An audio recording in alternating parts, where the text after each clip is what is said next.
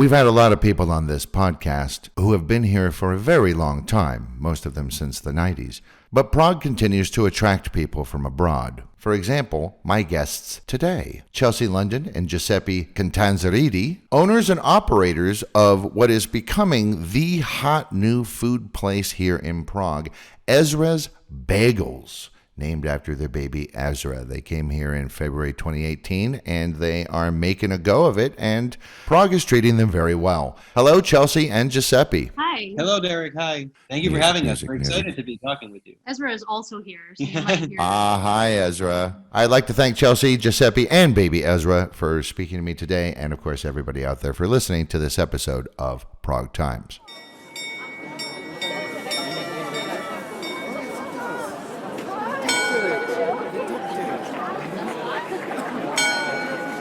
A city is much more than just a collection of buildings. It's a location, it's a history, it's a culture, it's ideas and ideals, and a city is also, most importantly, the people in it. This is Prague Times, the podcast that takes a look at the city of Prague in the Czech Republic.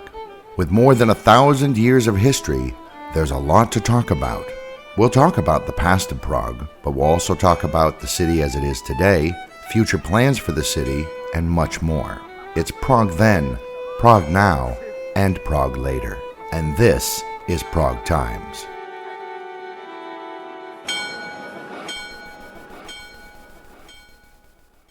So, bagels. Now, I have to be honest and say, as an American who grew up on one of the coasts, I'm not a New Yorker, even though I have a bit of a twang in my nose.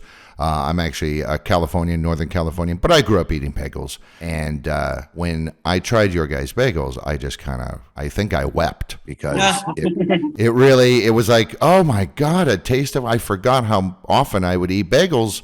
And now living here in Prague, there are no bagels. And now there are bagels. It was I think for us, part of the reason why we wanted to do it was because we wanted bagels for us, but we also knew that there had to be some kind of, Ezra agreed. Hi, Ezra. There had to be some kind of, similar kind of group of people who would just really appreciate it. Like, when you say you wept. Like, that makes sense. Not because it was our bagels necessarily, but because it's something that, has such a specific taste and you want it and you can't get it. And then when you get it, it just, this is this unique feeling. Yeah. There's a bagel place. I'm not going to mention them, but there's a bagel place in Prague too that I went in there and I thought, oh, wow, I'll have a little bagel sandwich. And, like so often happens, we have what we might call Chexican, which is sort of the Czech Mexican and all these Czech variants of things. And I've often said this to other people. It's very often like the people who run these food places saw pictures or heard about it, but they've never had it before. Because this place, for example, they're doing their bagel sandwiches, and the bagels weren't very good anyway. But they were raw. They were cold and raw. Like they didn't toast them, like nothing. I was like, what are you doing, man? This is a great way to ruin somebody's day. Yeah, no one wants. Yeah, because that's exactly right. It totally bummed me out. I was really looking forward to it, and I thought even if it's mediocre, it'll be okay. No, I couldn't finish it. Yeah, I mean, it's not completely dissimilar to experiences we had. So. Yeah. I mean, we've both been living in Europe a long time, both separately and together. And, I'm from New York. I grew up eating bagels and bagel shops and all that fun stuff. And, I've been living in Europe since I was 18 years old on and off, and I've never been able to find a bagel. And, Not a New York bagel. At least not, you can find bread rings. Yeah, circular bread is abundant. Yes, but there's not a bagel make. And that's the thing too. Part of the thing is you'll be somewhere and you'll hear, oh, they have a bagel shop, or oh, it looks like, and so you get excited. You get your hopes up, and then you get it, and it's like like that experience. It's like, what a bummer. What a downer. What a bummer. Yeah, it would have been better had you not promised me the thing that I didn't know I wanted so bad and then disappointed me, We wanted to be the real deal, so people would specifically not have that experience, and they would have the, the magic kind of like being home for a moment in a way.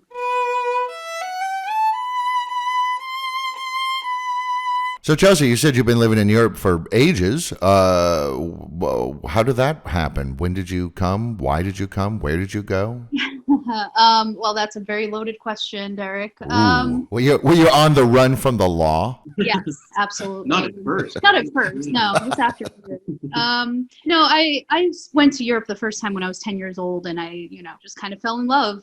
So I would try and make my way back as much as I could, which turned out to be kind of annually. I was very lucky. And then after college, I said I need to go for good, and I found myself in London for a while, which is ironic given the name. But I was in London for a while, and then visa stuff happened, and I left. I was supposed to move to Budapest actually, but visa stuff happened, and I found myself in Hamburg, Germany for about 3 years. After that, I had to go back to America for a little bit, and that's when I met Giuseppe. We actually met in southern New Hampshire, of all places, and we both had this love of Europe. He had been living in Cyprus, I was in Germany, and we decided that we need to get back here. So you split the difference and ended up in Prague. Yeah, after actually we spent about 3 years traveling full time, doing the the whole digital nomad thing, and we were moving around Europe. So we pretty much saw every corner that neither of us had seen yet. Yeah, it was good. We traveled a lot. We had remote jobs. Yeah, and we had been in New York, living in New York. Right. And it was right it was a little pricey, a little spendy, being in New York. And we were in Queens, and we were able to, we had an apartment that we liked, but it was just, it's an expensive city to live in. It's expensive to go out and enjoy yourself consistently. And we figured that we could probably travel around Europe for, less money than just, renting an apartment in New York. And the jobs are location independent. So we did, and we left in early 15, and we traveled continuously from 15 until we settled in Prague. And then we ended up here 18, in 18. Because we said, the traveling around is great, but it would be nice to not be technically homeless. Yeah, we're in our 30s now. Maybe we should have a house. We should have some, and then Prague made sense. We like a lot about Prague. Yeah, we had never been to Prague together. We had both been to Prague ourselves. I had been here maybe 2 or 3 times. I can't remember. He had been here once or twice. Yeah. And, we said, it makes sense there. We're both artists when we're not making bagels, and there's a lot of art here, and it's central, so we can get really anywhere we want. It's a beautiful city, too. And it's a beautiful city. Good feel, good size. There's a lot about Prague to like. Yeah. And we've been here for years now, and I think I don't take it for granted. I think I appreciate the city is very good. Even with it being closed down, like it's been, I'd rather be in Prague than in a lot of places in the world, on any given day. Yeah, I think a lot of us have a similar feeling towards it. So it says on your website, ezrasbagels.com, that the sort of impetus for this was, in fact, baby Ezra, which would be why you named it after him. Tell us that story, Chelsea. What was going on with the bagel cravings? Yeah, well, I was pregnant, and I didn't really eat, actually, my entire pregnancy. And I didn't have the television pregnancy craving thing, except I really, really, really needed bagels. And my aunt was visiting from the city, and she was supposed to bring some, and she forgot them on her counter on the way to the airport. And I had never been so disappointed in my life. I think I cried a little bit. It was an emotional time. It was a bad time, yeah. And we had tried bagels. We had tried, I'm not going to name names, but we had tried other bagels that you can find in the city, and nothing was hitting the spot, as they say. So we tried ourselves. When I was a kid, such a New York thing, but we would take field trips to bagel shops. They would give us dough and teach us how to hand roll it and let us do our own toppings and stuff and boil it and all the fun stuff. So I had that in my head. I was like, I could figure this out. And it took a little trial and error. And we're still obviously evolving as we go, finding the ingredients that I need and so on. But we gave it a go, and we were pretty happy with it. And then my friend Stephanie Cohen actually said, I'll buy some off of you. And I was like, no, I'm not going to sell you bagels. I'm not going to sell you bagels. Here, have some bagels. And she's like, no. Stephanie, you have no idea what you started. She knows what she started. Now she does. Now she does. Yeah. But it's all her fault, really. It's both Ezra and Stephanie Cohen's fault, I think. Combination. Yeah. Because we didn't necessarily have an intention of. I think we know who we are. We weren't necessarily trained as bakers for years and things like that. And Chelsea makes all the bagels by hand, and she's been doing it now. Has made thousands and thousands of bagels, and is willing to, I think, experiment with it and grow with it because it's interesting because selling people bagels and people buying the bagels from us, it feels good. It feels like you're doing a public service, I feel like. And we didn't necessarily start with that intention. Yeah, it was a very self-serving intention. Yeah, we wanted to I just make wanted bagels, a bagel. yeah, so that she could have a bagel. Yeah. And then here we are. Yeah. So. That's kind of a perfect capitalist story there, you know. Enlightened self-interest becomes a profit-making venture. Yeah. It is an ode to capitalism. It has worked out so far. It really has. And we owe that obviously to the people who trusted us at first, because we're, you know, not a traditional operation. And so people had to feel comfortable ordering online from us and meeting us in person and things like that, and picking up custom orders. And I think it's a bit to ask for people because it's a little bit unconventional. And last year was so crazy. And we did start in August of last year when things seemed pretty good here. You know, it was, you know, it started in August of 2019, 2020. And things had been bad early in the year, obviously elsewhere, but here seemed to be rather under control. And then by the early summer and into the midsummer, things seemed great. Things were really good before they got bad again. And so I think that, you know, things haven't gotten bad again now with the virus. It's unfortunate how it is. I don't know whether we would start now, like from nothing now. In the window when we started, it was still a lot to ask to have people come. And people trusted us, I think, and were willing to try, which was, you know, we have to be appreciative of people, absolutely. you know, for that, of customers for that. Sure. So just to clarify, the system as it exists right now is people go on your website and fill out the form and look at your menu and say, okay, I want this many of this, and this many of this, and this many of this. Or they can do it via Facebook Messenger or email, and then you say okay, and it takes like a day or so, and then you let them know, okay, they're ready, and then people go to your place in Letna and pick them up. Yeah, so they can order from Instagram, Facebook, or like you said, the form online, and that's exactly it. So they'll say, okay, I want 6 sesame bagels, and I'll have to say, okay, well, when can I do that? Oh, I can do that tomorrow afternoon. Can you come at this time? Or, you know, and we plan that way. So I usually end up taking orders every day, really, but some will be for 5 days in advance. Some will be for the next day. It depends on what they want and when they want it. Right. So we try to be flexible, but it's, you know, I have 2 hands. So sometimes people do need to wait. We have the baby, and we're a very limited operation. So it's, you know, we do as much as logistically possible. And sometimes the orders kind of strain, you know, it's good. Which is problem to have, a great problem. You know, Yeah, really. That's a good problem to have. A lot of us Americans, certainly those of us from the coastal cities, know bagels and are familiar with bagels. I don't know how much Europeans are, especially Czechs, and so we'll kind of give you a little bagel primer on what exactly they are. What is a bagel? It's not a donut. It's not bread. It's totally different. What is it? Well, a bagel is a bread dough that is boiled and then baked. And you can add different toppings, and you can do different types of dough, different flavors of dough. But the big thing is the boiling. That's what I think makes it a bit more unique. There's like 2 different textures happening with a bagel. You have an outer texture that's like, you know, a crust that's is crunchy or, you know, relatively a New York solid. bagel should be slightly crunchy, slightly shiny, and a little bit tangy on the crust. And then the inside should be chewy and light. That's what differentiates that from something like, you know, the Turkish bread ring, which looks maybe like a bagel, but is a completely different thing. The texture thing is, I think, fundamental, and also, like, you know, Chelsea said, the tanginess and all of these things. Combination of, you know, what it's boiled in and how long it's baked and all of this. Yeah. It's like a chemistry. It is, yeah. Yeah, that's exactly so.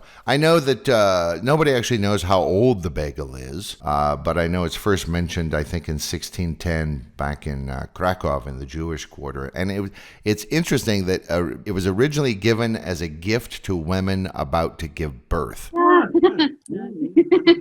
So you're holding up the tradition, Chelsea. Yeah, look at that. Not in bad. Central Europe as well. Yeah, close to the birthplace. So it's all, you know, very fitting. Yeah, that's not bad. And apparently the hole in the middle, I guess, it just made it easier to transport. You could just stick them on a dowel, and it would be easy to transport, easy to display. You could carry a whole bunch much easier than if you were sticking them in a box or something. Sure, Makes sense, yeah. Maybe we should start delivering them on dowels. On dowels, instead. the traditional manner. even though I'm from the West Coast, it's still, even in my mind, is very much a New York thing. And I guess it was Polish Ashkenazi Jews who brought it to the Lower East Side in the late 1800s, early 1900s. A lot. It would be one of many foods, right, that are specifically brought by immigrant communities to Correct. cities in the United States, and then would be kind of proliferated that way. Yeah. Right. Well, it's nice that you guys make it by hand, because when I was doing a little research for our talk, I found out that in New York, Bagel Bakers Local 338 basically took over the production of bagels. They standardized the sizes, they standardized the weights, they standardized the ingredients, and they insisted until the 1960s that all bagels in New York be made by hand. And then in the 60s, machines came out that just made it much easier to mass produce them, and they relaxed those. So you're really still doing it the old way. Yeah, I mean, I'm a bit of a perfectionist. I say a bit. No, and I know if I don't do it with my own hands, that it's not going to be up to my standards. And even when it is, I very critique my own work very strongly. And here's a fun fact: when we first started, we were both making bagels. I would say equally. Yeah. And then she says she's a bit of a perfectionist. But I would, we did them the same way. We did them together. But if something, she would be, oh, well, make sure you do it like this. And then I think she gradually, just over time, took it over organically, just to make sure that it was done exactly right. So, very exacting standards, self-imposed exacting standards. Yeah, and one of those is hand rolling. And if you can make it by hand, yes, God forbid. So you need to be able to check it, right? And feel it and know it feels like it. Yeah. It's a lot of it is about the density and literally how it feels when you're rolling it, if it's going to be correct or not. Because if the dough is too loose or the dough is too tight, you can tell that when you're hand rolling it, which you wouldn't be able to do in a machine. But I guess those machines would also make sure that the density is exacting. But you lose the human touch. It's important in bagels too, because they're not exactly uniform in appearance. Yeah. I think that it's important to have the human touch in there. It gives it something. Right. I think so. Yeah. So do you add a little malt into the dough or no? Yeah, so we do a couple things. I won't give all our trade secrets away, but yes, there are there's some malt in the dough, as well as some other traditional ingredients that we pop in there to make it a little bit different than just some bread, that you put in water. Right. And then do you salt the water before you boil them? So the water has a few things in it, including a little malt syrup and some baking soda and a tad bit of salt and some other things as well. Yeah. It's like a potion. It's like funny. a The water is interesting because the water takes on this very specific, hue and aroma. It's very pleasant, and it's like nice. It's like a potion. It's like this bagel potion that develops, and the more bagels you do in there, obviously the bagels really take on the ingredients that are in the water, and it's really nice. It's a very chemical process that's very interesting, as it yields this unique product, that you don't get otherwise. That's where the crust really. We talk. There's Montreal bagels, for instance, are cooked in honey water specifically, and that makes the crust much more sweet and much more shiny than a New York bagel crust. And it's little things like that. The malt is a New York trait, putting that in the water and in the dough. So and you don't boil them for very long, right? So the longer you boil it, the chewier it is. So I think in non-New York style, they might boil it until it pops up to the top, which could be about 30 seconds, but we do it longer than that because it's more authentically chewy and authentically New York style that way. So it's longer than you would expect, but it's not very. I don't leave it in there for 10 minutes. Yeah. It's just a couple minutes on either side. Well, I'm from San Francisco. And San Francisco is filled with expat New Yorkers. Yeah, it is. Yeah. And you hear a lot of people from the East Coast. You hear people from Philly complain you can't get a good hoagie. And I knew a cheesesteak place. And, and the truth is you can't. I had West Coast hoagies, and they just weren't the same as ones that were actually shipped in from the Philadelphia area. So the common wisdom was, well, it must be the water. But they've done studies of New York bagels and found it has nothing to do with the water, because the water in the 5 boroughs of New York City varies so drastically. It has nothing to do with the water. It's entirely in the preparation that makes it an authentic New York bagel? Yeah, and it is a joke. It's a trope to say, "Oh, it's the water that makes the pizza and the bagel so good." You know, people say it. Yeah. I hear it my whole life. It's funny though. It is like a pretty people will say it here. People Yeah. will say, "Oh, it's not." Yeah, but you don't have the water. You don't have access to New York water, though. Yeah, I have friends back home who say, "Do you want me to start shipping you water?"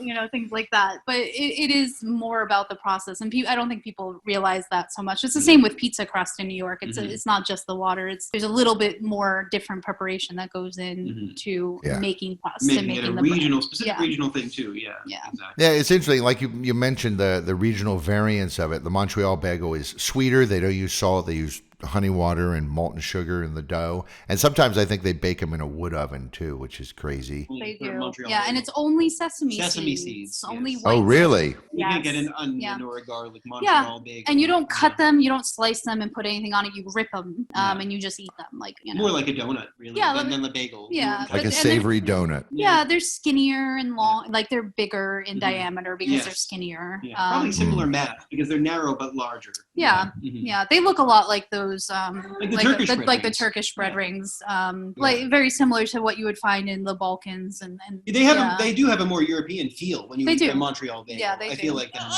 bagel. Well, of course, in San Franciscans, the ones I grew up with were sort of flatter, bit of a rougher crust, and sometimes they had a little bit of sourdough in them. I understand London bagels have more air bubbles in them, and they're actually harder and denser than, say, the New York style or the American style ones. That makes sense. I've not had the pleasure of having a London style bagel myself. I've had bagels in London and just thought they were not very good bagels. I didn't realize that was their own type. That's their way. I guess in Chicago they bake them, but also sometimes they'll steam them, and I can't imagine what that would do to it. Don't get me started on how Chicagoans do our food. You don't want to alienate people, though. I'm just kidding. Chicago. I'm just kidding, Chicago. We love you. It's funny because Chelsea is so from New York that it's like, legitimately this point of contention that deep dish pizza even exists on the planet because it's not pizza. Allegedly. It's like, fun though. We have a lot of customers from Chicago, and they specifically always ask for cinnamon raisin bagels. So I spent a lot of my life trying to figure out how to make a good cinnamon raisin bagel because they're not my thing. And I have Chicagoan customers who have finally been like, yeah, no, those are good now. So I trust them on certain things. So they were your guinea pigs. Yes, they were. And do you know the St. Louis style? I was quite surprised to find out about this. It's a regular old bagel, just the normal way you would make a New York style bagel, but they don't slice them horizontally. What do? They slice them 8 times vertically into these little bagel bits, kind of. Apparently, this was started by the St. Louis Bread Company, and then in the 90s, they got bought by another company, and then in 97, that company was bought by a company which we all now know as Panera. Oh, Panera. Oh, that's fun. That's fun. Yeah. Panera's bagels are not very good. They're not great. No, they're terrible. But they do like put them front and center. So it makes sense. That's not like a stretch of the imagination to get to Panera. So you guys do the classic, the sesame and the poppy. You do the onion. You do the sea salt, which is great. It's interesting. You use flakes, not rock salt. Yeah, we use Malden salt. This is a good story, actually, because we initially were using rock salt because that's what we had access to. And I love salt bagels. Like, they're my absolute favorite. Mine too. I love salt. Salt is my favorite food. And, we got feedback from customers. I was like, those are hard to eat. Yeah. So we did some research and we found that we could get Malden salt, which are sea salt flakes. And they're quite pricey, but we started using them and it just game changer. It's unbelievable the difference. Those sea salt flakes are delicious. And I think that's a good, that just speaks to the fact that we're continually evolving and listening to our customers and stuff. And, because in my mind, I'm happy to suck on sea salt all day long, rock salt, but I know that I'm weird in that fact. So obviously for her birthday, you should get her a salt lick. This has come up in the past. That would be amazing. Yeah, that's not, that's not something that she hasn't expressed interest explicitly in. The sea salt flakes were the first thing that we, I think, altered because of customer feedback. And those are nice. I think those are very pleasant. And then you also went garlic, and then the everything, obviously, which has everything on it, or plain. And then you have these specialty bagels. Now, I also grew up with cinnamon raisin being an option in the bagel world.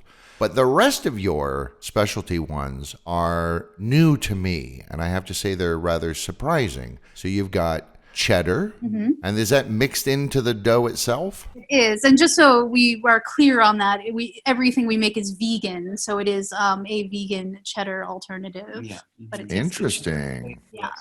So all your bagels are vegan? Yes, we're vegan ourselves, so Wow. that's an important thing for us to continue making vegan products. Even when we get to schmears and such, they will be vegan. Yeah. Interesting. Vegan locks. Yeah, there's alternatives. It's not. Well, they're still working on it. This is one of those things where certain things do work well when you're using vegan recipes. It's not unusual to have tofu cream cheese, for example. Yeah, at every bagel shop in the city, you can get tofu scallion or something. Yeah. We haven't sold spreads with very limited exceptions thus far, but we do want to get to that. But we do want to keep everything vegan. That was something we decided early on because it would be easy not to. Yeah. But we would we would rather for us, Yeah, we wouldn't want to be handling non-vegan products in our own house. Yeah, and we can't really taste them and stuff. Yeah, exactly. So we can quality would be a questionable if we couldn't taste it. We need So taste testers, which people I think would do. But Right, yeah, for sure. So that's it. So it's a vegan cheddar. You do a rosemary olive oil. Then a cranberry one and a blueberry one. I'm assuming these are sweet. yes. And then chocolate chips. So what are you using for vegan chocolate chips? Dark chocolate. dark chocolate. Yep, dark chocolate will be vegan. Different baking chocolates. You can get vegan options for that. Yep. Basically, non-milk chocolate is usually vegan. Yeah, generally it's Right. It's so funny, Chelsea, when you say the word chocolate, your New York accent comes out really strongly. I know. There are certain words. Chocolate. Yeah. Chocolate Yeah. sauce. They like to, every time I say that, they like to talk about that one SpongeBob character, this old lady that's like, I remember when they invented chocolate. Yeah. It's funny. This is the story of my life. It does identify everything as being authentic. We didn't get the coffee yet either, too, did we? Make her say coffee. And then I was going to say, and then you have the cinnamon raisin, and then a coffee. And that one really made my eyebrows go up. Like rosemary olive oil, I get it. The berry ones, okay, that makes a certain amount of sense. But coffee? Yeah, so I don't drink coffee myself, but Giuseppe is a coffee connoisseur. I'm just a big coffee person. Yeah. To the point where it's like part of who I am. Yeah. Like it's a, like salt is me, coffee is I him. love coffee, and I wanted to try doing a coffee bagel like from the get-go. Yeah. Because I thought it would be nice. And we played with it a bit before, I think. So when we first started, what we were doing was we were doing these head-to-heads where we'd each choose a flavor that we wanted to try, and then we would make one each, and we'd put it on our Instagram stories, and people would vote on which one they wanted to try. So early on, he did coffee because he really wanted to try that. I forget what it was against for mine. I forget. But matcha. I made a matcha bagel, which matcha was green tea. I was very that doesn't sound good. Oh, it was amazing, Derek. Was it amazing? Was it amazing? I loved it. It's it was nice. Oh. Matcha's very specific, though. It This is, was very green. It created so a very green, green bagel. yeah. It's pretty visually very interesting. Yeah. But the coffee won, as you can guess. So it ended up on our menu. Our specialty menu actually changes. I would say seasonally. Like initially, we had different ones. I recently changed it to include the cranberry and remove some less seasonal ones. I had an apple cider one on there which is more autumnal. So they do change based on the season. We did Thanksgiving ones. We did stuffing, and then the cranberries a holdover from Thanksgiving. Yeah, the cranberry worked really well at Thanksgiving, and people really liked it. So we put that back. Right. So what are you thinking for spring? Like dandelion?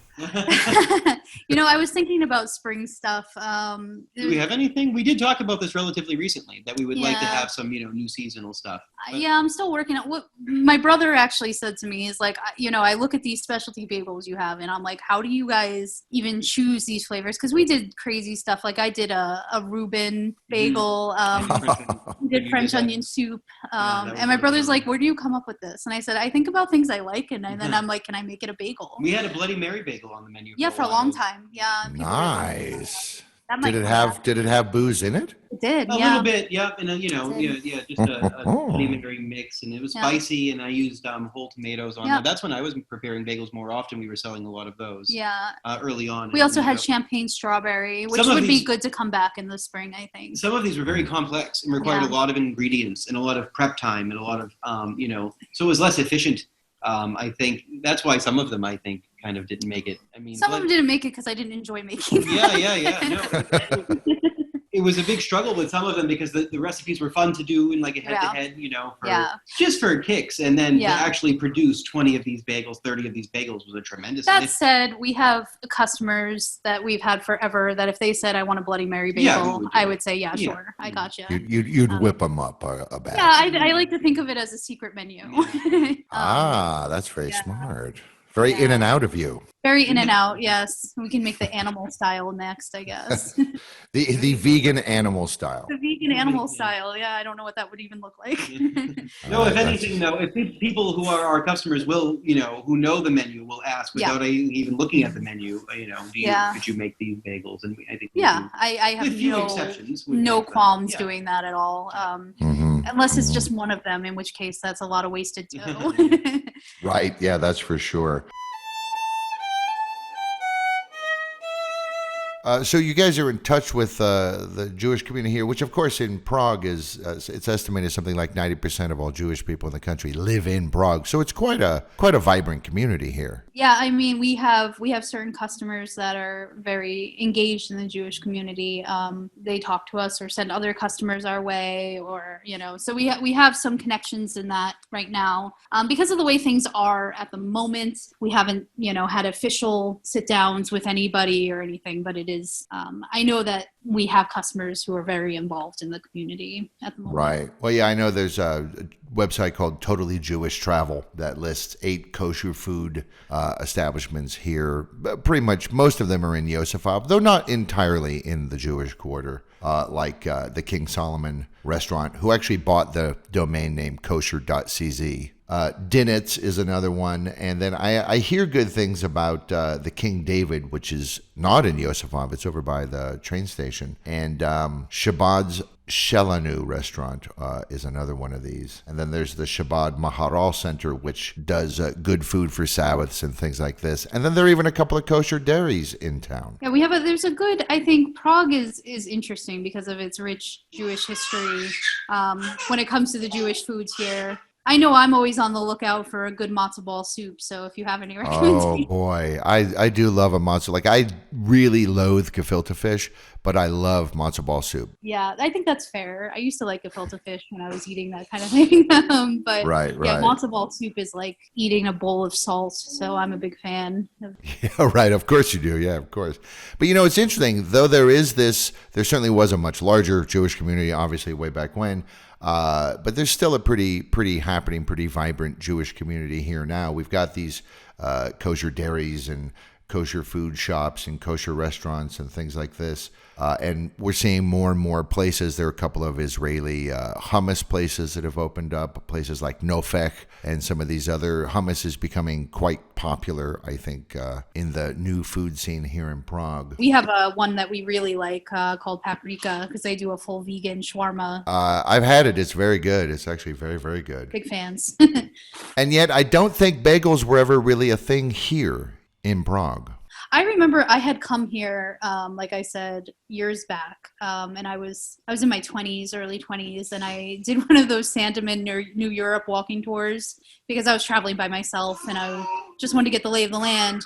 And they brought us to a bagel shop like midway through. And I remember being really excited because I had lived in Europe for quite a while at the time and I hadn't had a bagel in a long time. So I was really excited to have a bagel, and the tour guide was, saying how great it was, and I ended up just kind of disappointed. And that was, just the first. What was that? Do you remember what the shop was? No, I don't. It was just years a random ago. Somewhere in the center, obviously, because it was during the walking tour of the center. Right. And then when we moved here, I'm always on the lookout, and we tried multiple options that are available to us. And it just doesn't seem like there's much of a bagel culture here. So no, not at all. Not at all. Yeah, the places that you did find all only made bagel sandwiches, which was very disappointing to me because we couldn't eat any of them because they were always with my favorite one was I saw one with ham.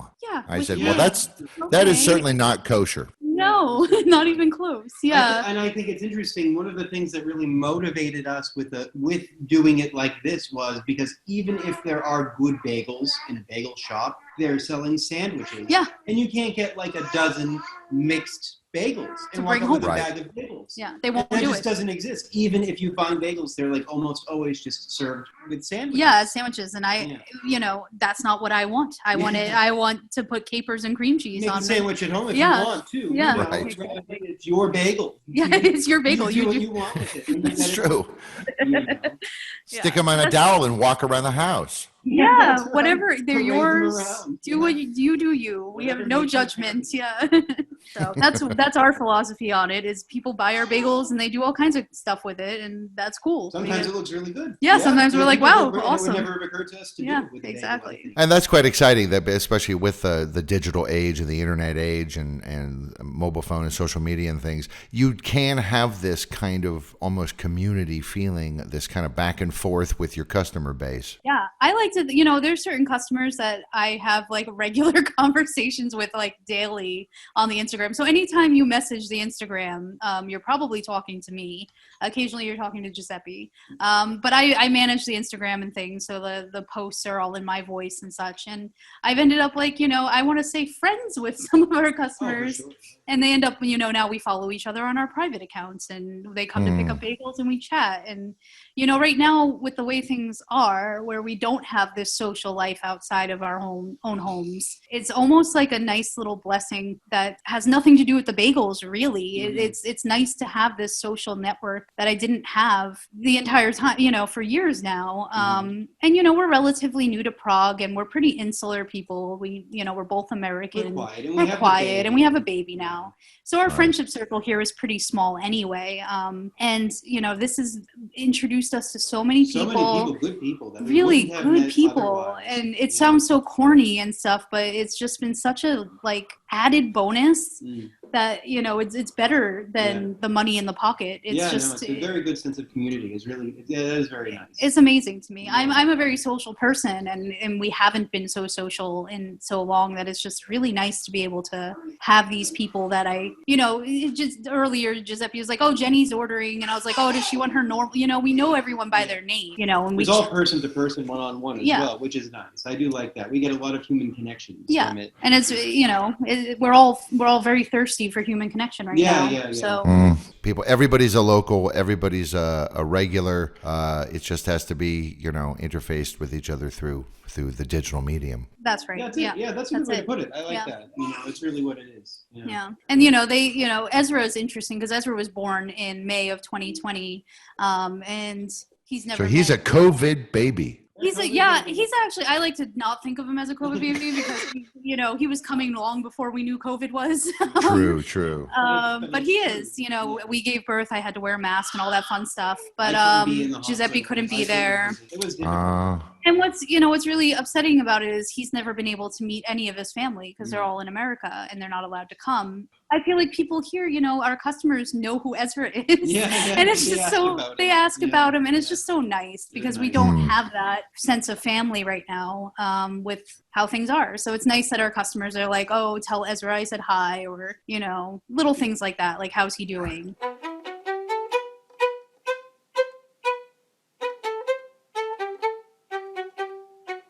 So, bagels.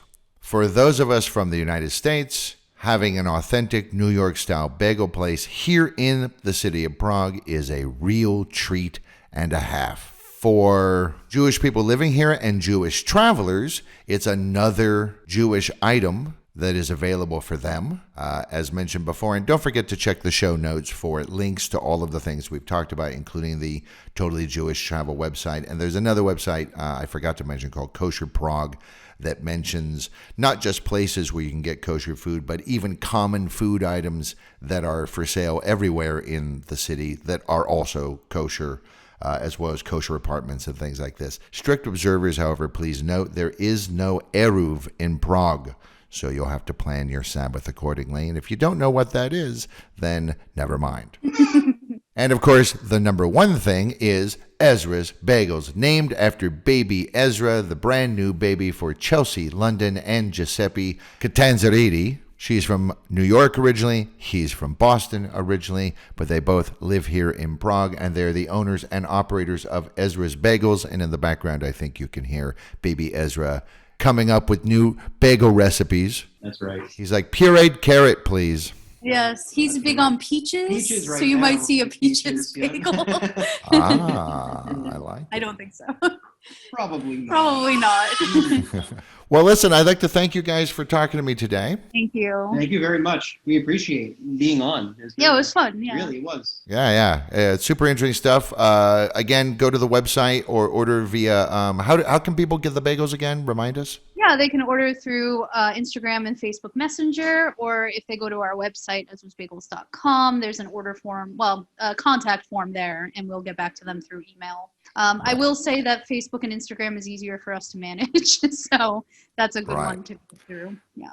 So unless you're one of these social media boycotters, please use Instagram or Facebook is the communication method of preference. Thank you very much for talking to me, and thank you everybody out there for listening to this episode of Prague Times. Thank you for listening to this episode of Prague Times.